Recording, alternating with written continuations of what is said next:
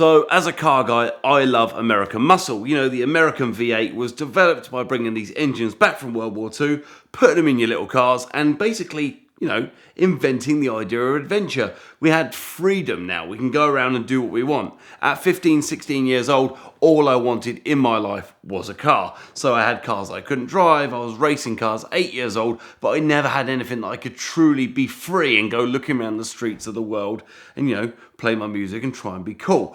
But there was this lady down the road, okay? She had the holy grail of cars in today's world, but back 20 years ago, I thought it was cool, but not so many people. It was a 1984 Mark I Honda CRX, okay? So the Honda CRX in the UK environment, for the first ever ones they did a fold down back vinyl seat, which made it like a two-door kind of looking car. So you had a two-seater car with a fold-down back. So it had, instead of a four-seater, you were driving a cool two-seater, right?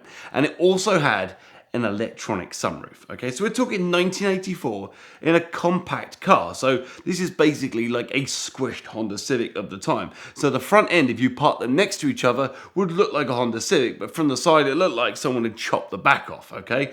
Really, really cool. 100 horsepower out of this tiny little 1.5 engine, and it was so special, okay? They had vinyl matched seats to the dash, so the dash was a blue vinyl that matched the seats. The whole color of the interior was blue, the exterior was white, and it had like a ground effects kind of body kit on it. So normal body kits and bumpers were designed just with the idea that if you hit something, they were a reinforcement. But this car here, the front bumper, had like a skirt at the bottom, like a little spoiler that went round that was molded into the body kit. And down the side of the doors and the sill panels, or the rocker panels as you American guys call it, they had like a plastic trim that had a red sticker down the side. Also, the pinstriping matched down the back, and it had a CRX, and that went round the back. On some executive models, you could pay for alloy wheels, and you could also pay for I can imagine if you licked it, it would be like a sponge that you would have in your kitchen. Like a sponge spoiler that I can only imagine it made it easier to push when it broke down. So this car was cool as hell. Spec'd up, alloy wheels. It was a white car with a black, so it looked like kind of two-tone in some ways. Red pinstripes, super cool. And this lady in her sort of 60s, 70s was cutting about in it. I got chatting to her one day when I was like 15, 16 years old. And she said, I bought it brand new. It's been featured in Honda magazine. It's done this and done that. And I was like, very cool. Do you want to sell it? I'll never sell this car, she says. And this is like 18, 20 years ago. This is a long time ago, So you got to think, I am 35 now. I was like 15, 16 years old, and this car was cool then, right? It then went from cool to not so cool in the sort of 2010s. It was like a £500 sort of shit box, as we call it. And then the 2020s, JDM stuff and Japanese stuff is going skyrocket. Considering it's Japanese, it's right-hand drive, right? And it's cool and it's clean and it's been looked after and it's been garage kept its whole life. This car now is the holy grail. This lady not as only owned it its whole life. She's a one lady owner. She's 94 years old. It's garage kept and it's done 45,000 miles. It's got the original dealer plates. In England, we have something called a road tax disc. So it's a little circle disc that every year, a little bit like the number plate sort of stickers you have, you had to renew that tax disc just to drive it on the road. Basically, that money goes to the government to apparently fix the roads and fill the pockets of the politicians.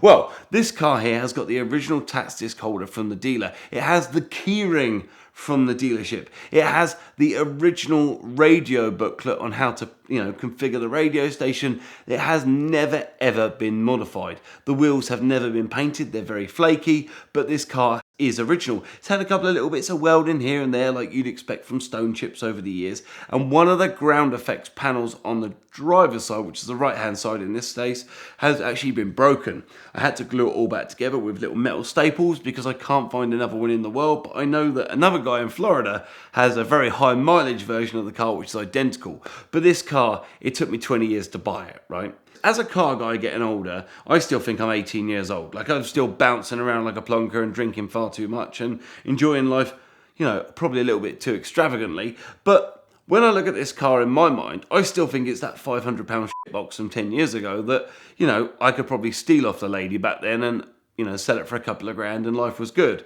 Well, when the guy that actually got the phone call on the car. Not me, because although I've been trying to get the car for years, it didn't work out that way. Some guy was at the right place at the right time.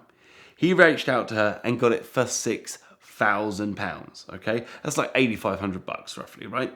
So I said, I want the car. I know the car. I need the car in my life. He's like, oh, make me an offer. I was like, I'll give you £7,000. £1,000 in your pocket, quick money, you don't have to do anything. He ummed and ahed, went away to the boss and came back and was like, pulled the trigger, take it away.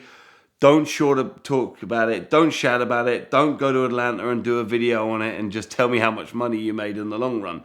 But the car is going back together. It's been fully detailed. And there's a little bit of paint and a little bit of rust and corrosion on the sunroof, just on the edge and one of the wheel arches. We're having that done. And we're going to put it through Mr. Chris Harris's auction, collecting cars in England.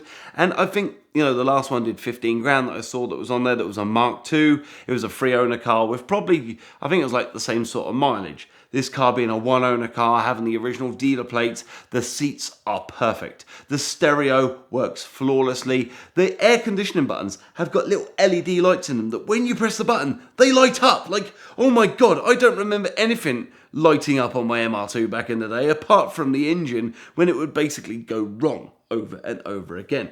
So what I want to do is I want to really take the car out on the road. I had the car recovered. It's always been in a garage. My main problem is I want to get up in the air and go through the car. Let's just inspect how bad it is. Is there any bad corrosion underneath? The interior is flawless. We're going to do a deep clean, a shampoo, and I'd like to team up with someone out there who really wants to go to town on bringing this car back to life. The paintwork is white. It can't be any duller than it is white, but we may be able to get the shine back. I don't want to mess around too much with the decals because they are original, but it would be amazing to get that rocker cover off, refresh it, do little details that make that car a wow car.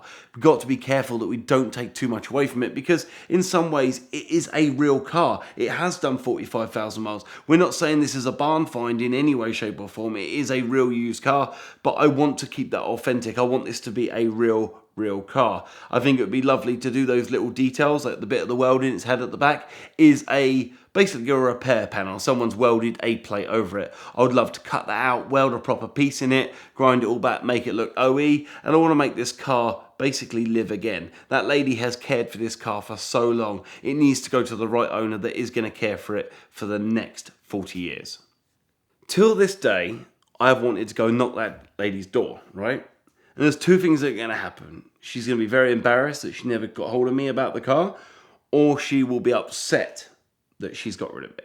So I'm on this fence here where I want to go and drain her for information. I want to get her on camera. I want to get her side of how she loved that car, the experience she's had. Did she bring her kids home from hospital in that car? I want to know what that car meant to her. Sitting here today, it's given me the enthusiasm to go knock that lady's door. If she's upset with me, if she thinks that I'm going to earn a load of money out of it, maybe I will. But I think she got some good money for a car that she probably didn't even pay that much for it back in the day. Car fires make for great videos, but very bad days for car owners, and I protect my cars from fire by having an element extinguisher in every one of them for every mile. I actually got my first one from Freddie a few years ago as we were shooting Car Trek 1, where a fire was a very real risk, but it's always important to be protected. Element fire extinguishers weigh less than 1/10 of what a traditional fire extinguisher weighs, and they discharge 5 times longer. They also make no mess, and they never expire. So it's worth picking up a few to have around the garage, your house, and of course, in your car. They've got a special bundle offer right now during the month of May for our VINwiki viewers, but it's always a good time to buy a couple of these to keep you, your car, and your home safe. So check them out now at the link in the description below.